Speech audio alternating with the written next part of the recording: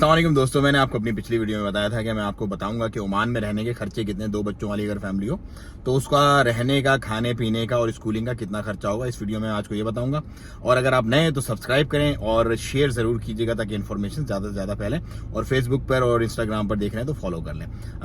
देखें जी, यहाँ पर भी पाकिस्तान, हिंदुस्तान और तमाम ममालिक की तरह ही सेटअप है। कुछ बड़े पोश इलाके हैं, अच्छे एलीट किस्म के, कुछ नॉर्मल इलाके हैं, कुछ बिल्कुल साइड वाले इलाके हैं। तो अगर आप बिल्कुल साइड वाले इलाके पे रहते हो, जैसे कि दूर दराज थोड़ा सा करके, लाइक मैं आपको कह दूं कि सीप का एरिया है वो थोड़ा सा दूर करके है। इसी तरह मतलब सराउंडिंग्स जो है सीप की, इसी तरह अलखूद के कुछ एरियाज नए बन रहे हैं, अलखूद 7, अलखूद 6 वगैरह जो एरियाज नए बन रहे हैं वो एरियाज हैं। इसी तरह अगर आप पीछे चले जाते हैं वादी कबीर और बरका के अपना वादी कबीर और बोस्तान वाले एरिया की तरफ, तो वहां पर रेंट की जो एक 1 BHK अगर आप लेते हैं तो 125-150 के बीच में आपको रेंट पे मिल जाता है। 125 से 150 ओमानी रियाल। एक ओमानी रियाल आज मेरा ख्याल है 585 रुपए का है, पाकिस्तानी रुपए का। तो आप उसको कैलकुलेट कर लें। ये तो हो गया आपका अपार्टमेंट का।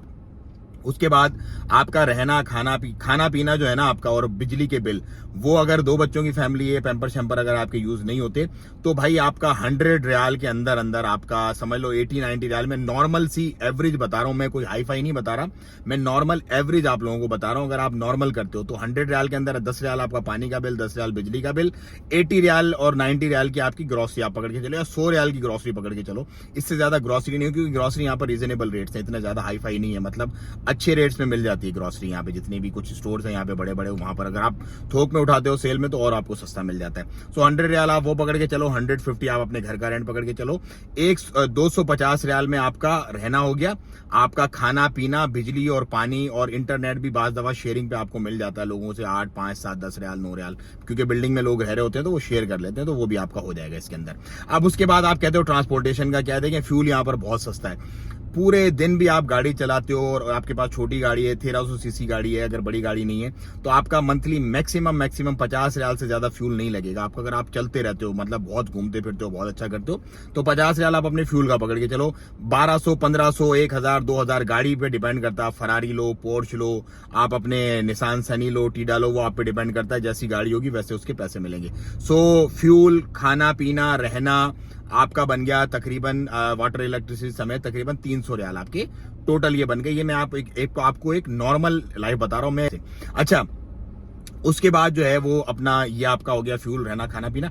इसके बाद बच्चों की स्कूलिंग पे आया था। बच्चों की स्कूलिंग देखें, जो यहाँ पर कुछ मिशंस के जो स्कूल है वही स्टैंडर्ड होता है, जैसे कि स्टैंडर्ड होना चाहिए। जैसा अगर आप इंटरनेशनल स्कूल में पढ़ाते हैं अपने बच्चों को तो उसका फिर उस हिसाब से होता है, क्योंकि फीसिस यहाँ पे बच्चों की क्वाइट एक्सपेंसिव है, बहुत हाई है यहाँ पे फीसिस इंटरनेशनल स्कूल्स की। आप मिनिमम पकड़ के चलो 2500 से 3000 फीस आपको मिलेगी इंटरनेशनल स्कूल की 1 ईयर की पर एनम, एक नर्सरी से लेके मेरा ख्याल है 5वीं, 7वीं, 8वीं क्लास तक के बच्चे की, क्योंकि तकरीबन सेम ही रहती है। फिर वो उसके बाद 5वीं के बाद कुछ स्कूल बढ़ाते हैं, स्कूल टू स्कूल वेरी करता है। लेकिन आप ये पकड़ के चलो कि अगर आप जो स्टेट के स्कूल्स हैं उसके अंदर अगर पढ़ाते हो तो 600 से 700 रियाल आपका लगेगा साल का। और अगर आप इंटरनेशनल स्कूल जो है, बाइलिंगुअल इंटरनेशनल स्कूल, उसके अंदर पढ़ाते हो तो तकरीबन आप 2500 रियाल पकड़ के चलो एक बच्चे का, एक साल का आपका लगेगा, भले बच्चा आपका नर्सरी में हो या भले बच्चा आपका 5वीं क्लास में, डजंट मैटर।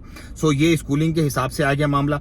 और उसके बाद जो है अपना, अगर आप उसको थोड़ा सा और ऊपर करते हो तो इसके अलावा क्या और खर्चे हो सकते हैं। इसके अलावा घूमने फिरना, ईटिंग, खाना वीना, वो आप पे डिपेंड करता है, आप कहाँ खाते हो, कहाँ बैठते हो, हफ्ते में कितने दिन आप होटलिंग करते हो, कितने दिन बाहर जाते हो, ये सारा इस पे। तो टोटल आप ये कह लो कि ऑन एन एवरेज तकरीबन आपका जो है ना वो 300 रियाल में आपका रहना, खाना पीना और इलेक्ट्रिसिटी, वाटर, ये सारी चीजें हो जाती है।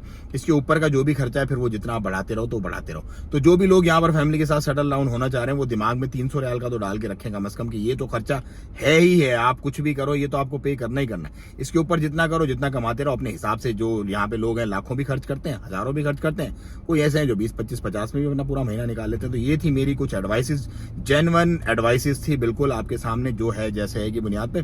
पसंद आई है तो शेयर करें और लाइक करें और सब्सक्राइब करें। मुझे दे इजाजत, फिर किसी टॉपिक के साथ मिलेंगे आपसे। अस्सलाम वालेकुम व रहमतुल्लाह।